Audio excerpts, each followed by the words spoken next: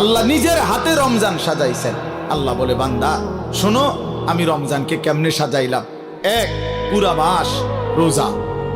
2, প্রতিদিন ইফতার। 3, প্রতিদিন সাহারি। 4, প্রতিদিন 20 রাকাত তারাবি। 5, শেষ দশকে এতেকাফ। 6, শেষ দশকের বেজর রাত্রিতে শবে কদর। এরপরে 7, একটা নফল একটা ফরজের সমান।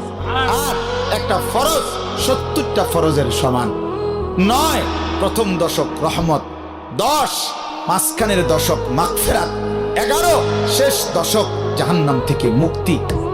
আল্লাহ বলেন, জান্নাতের দরজা খুলে দিলাম, জাহান্নামের দরজা বন্ধ করে দিলাম, সমস্ত শয়তানগুলোকে শেকলে বন্দী করে দিলাম, চারিদিক দিয়া গোলাইয়া সব গুছাইয়া বান্দা রাস্তা কেবল একটাই খোলা, দরজা কেবল